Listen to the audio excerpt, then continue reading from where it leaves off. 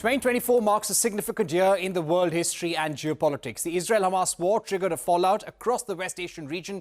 Yemen's Houthi rebels have been attacking merchant vessels in the Red Sea. Iran has been carrying out attacks against Israeli targets in the Middle Eastern countries. Iran also carried out aerial attacks in Pakistan's Balochistan, claiming it targeted separatist elements. Pakistan had launched retaliatory strikes in Iran's Balochistan, saying it also targeted separatist elements hiding across the border. Amid this backdrop, the United States, which is mediating with the Middle Eastern leaders for a peaceful resolution, is also headed for elections. The big question is, will Donald Trump return to power? To discuss that and more, we are now joined by former National Security Advisor of the United States, John Bolton. Let me begin by asking you, Ambassador Bolton, the Israel-Hamas war has been going on for more than 100 days now. How do you see the U.S. offensive? Has the Biden administration's efforts been enough to stop the conflict?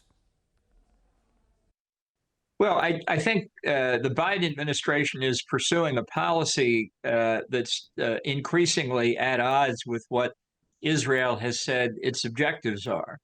And I think that means trouble ahead, because I think the Israeli government, and it's not just Bibi Netanyahu, it's the entire war cabinet, are committed to what they said their objectives were at the beginning, which is the elimination of Hamas's political and military capabilities. I think they're a long way from that for a lot of reasons. The tunnel network under the Gaza Strip is just incredible as we learn more about it.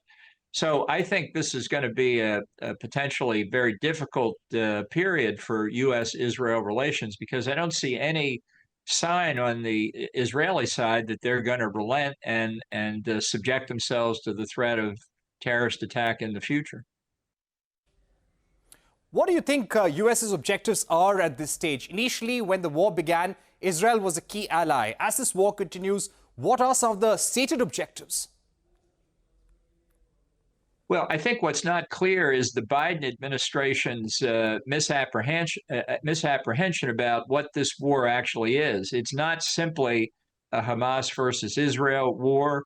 It's not a Palestinian-Israeli conflict. It's not an Arab-Israeli war. It's an Iranian war against Israel under the Ring of Fire strategy that they have put together over many years.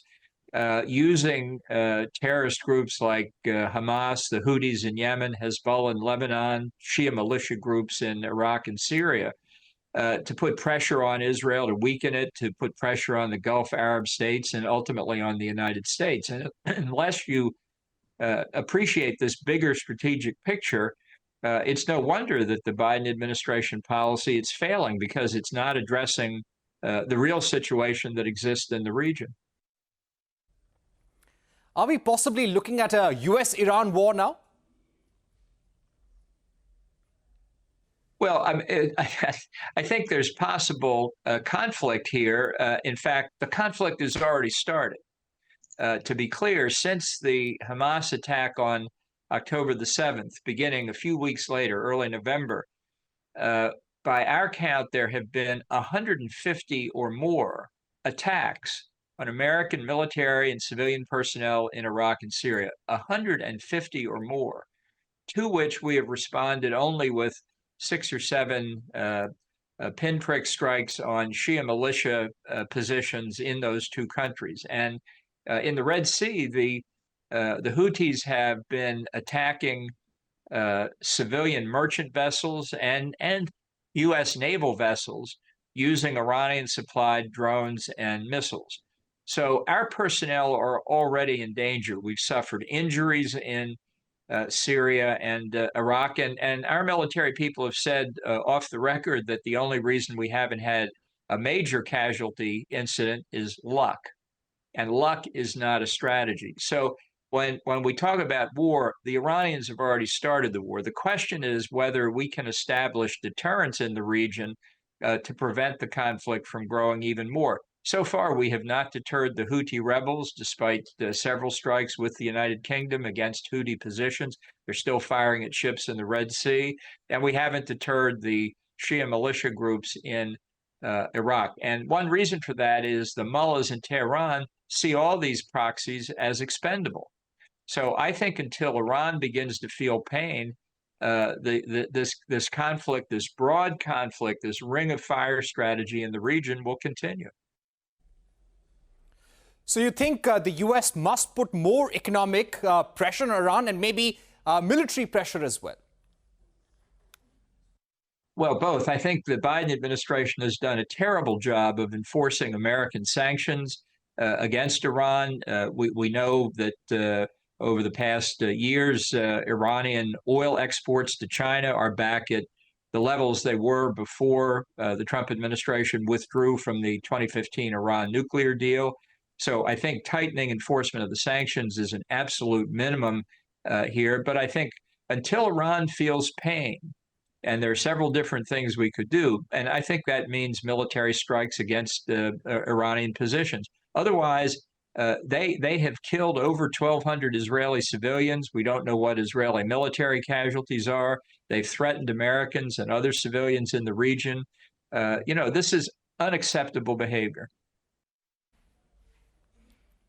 What do you think is China's role in this entire region when it comes to arming Iran, arming the Houthi rebels, who will be hitting several merchant vessels going through the Red Sea? How do you see China's role in all of this?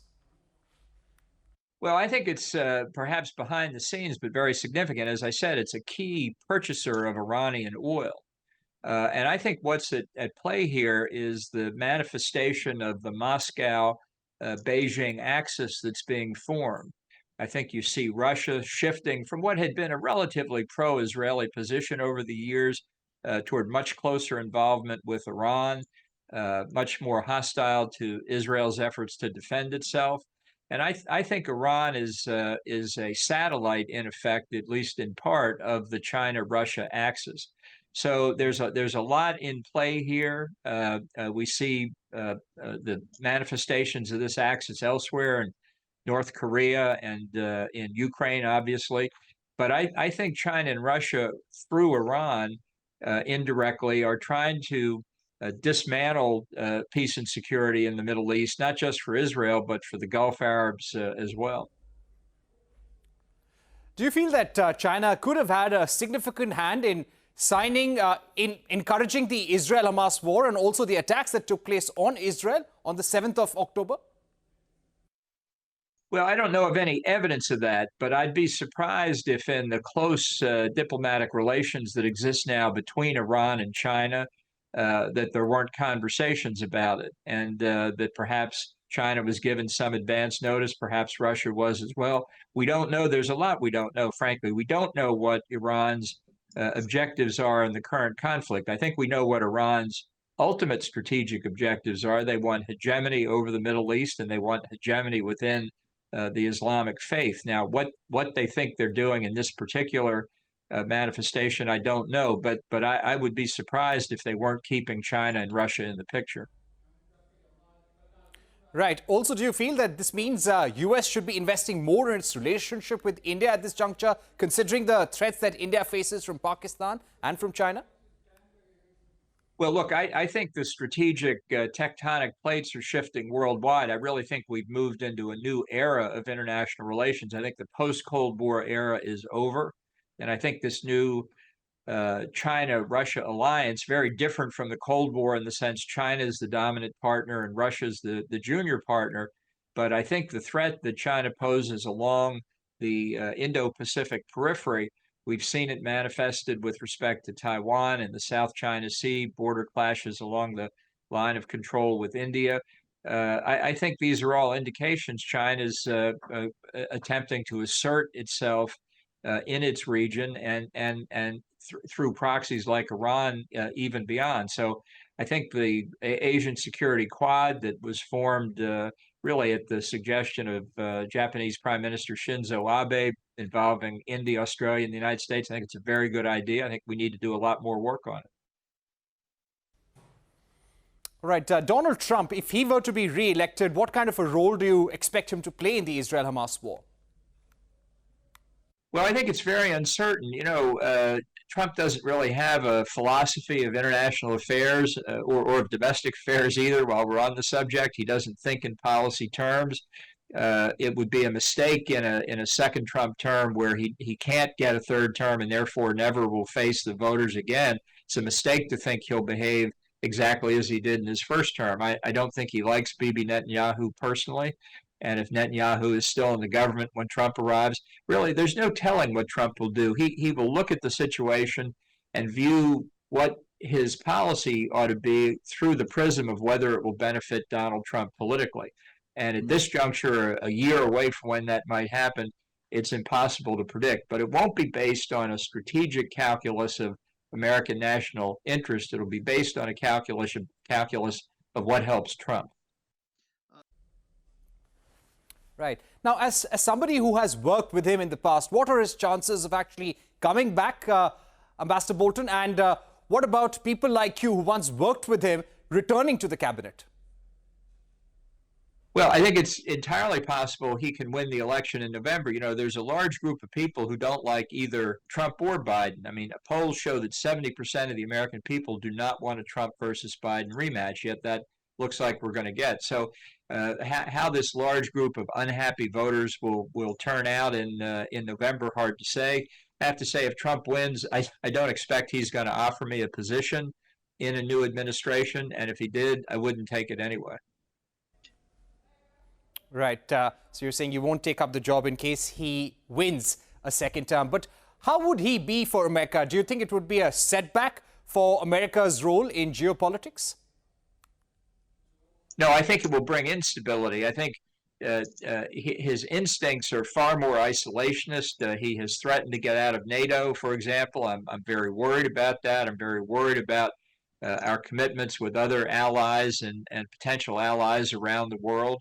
I think it'll be a very difficult 4 years. That doesn't tilt me toward Biden, who I think has been a very weak president, and under whom another 4 years would be even weaker. So it's a bad circumstance for America that it looks like a choice between two people, neither of whom really is fit to be president.